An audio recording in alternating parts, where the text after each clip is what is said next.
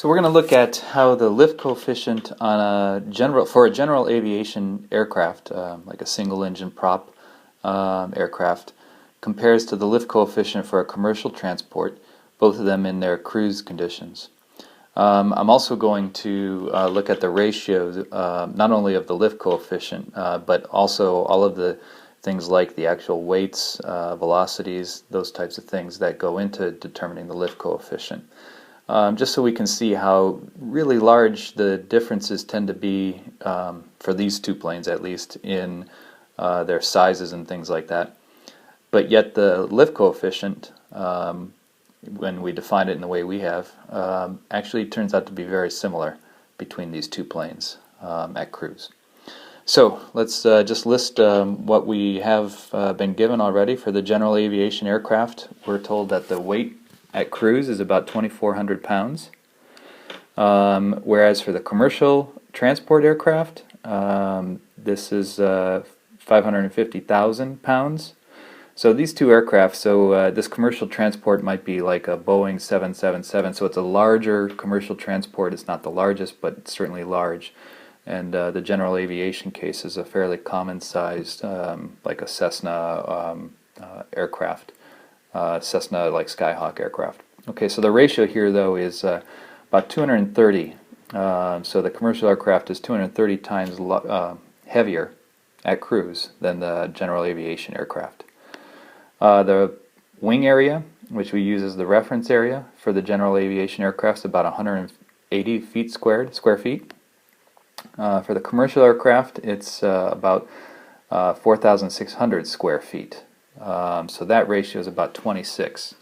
And since that's an area, just to give you a sense, right, of the actual dimensions themselves, that would be the dimensions would be the square root of that. So the length scales here between these two aircraft are probably about a factor of 5 times larger for the commercial aircraft compared to the general aviation. So its wingspan, its chord for the commercial aircraft is probably 5 times larger, resulting in an area that's 26 times larger. Okay, the velocity for the general aviation aircraft is about 140 miles an hour, whereas for the commercial aircraft it's about 560 miles per hour, so that's a ratio of 4. The density for the general aviation aircraft at 12,000 feet of altitude is about 1.6 10 to the minus 3 slugs per cubic foot.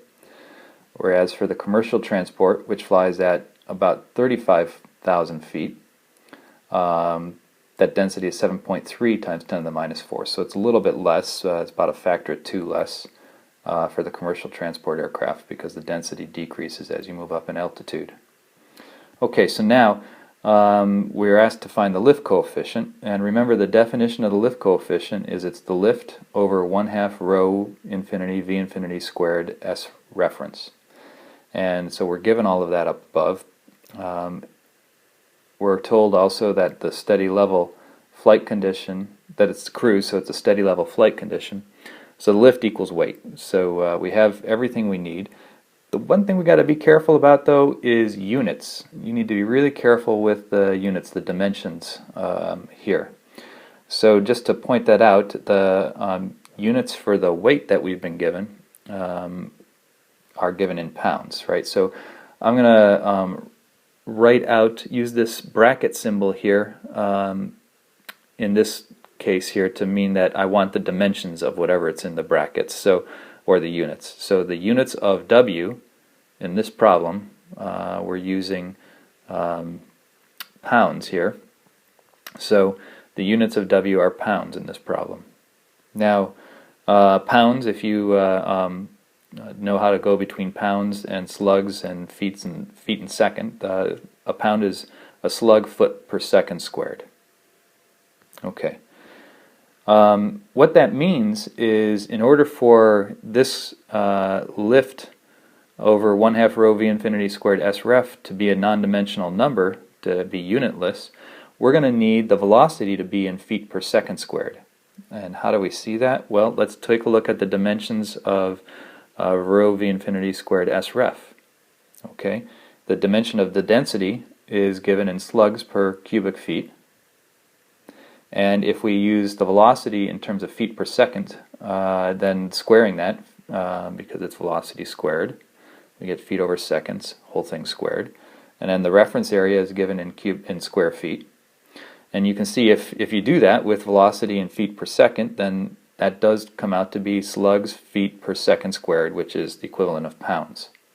Okay, so we need to convert the velocities. So doing that, the velocity for the general aviation aircraft is 205 feet per second, and for the commercial aircraft is 820 feet per second.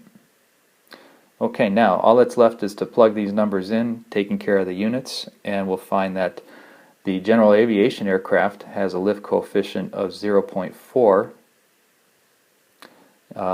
whereas the commercial transport aircraft has a CL of 0.49. So really quite similar. In fact, their ratio is about 1.2. So though the commercial aircraft is lifting 230 times more weight, and its reference area is 26 times larger, and it's flying 4 times faster at very different altitudes, the lift coefficient at cruise for these two aircraft is actually very similar to each other, within 20%. And so that's part of the power here of this non-dimensionalization that we're using, and using a lift coefficient in non-dimensional form.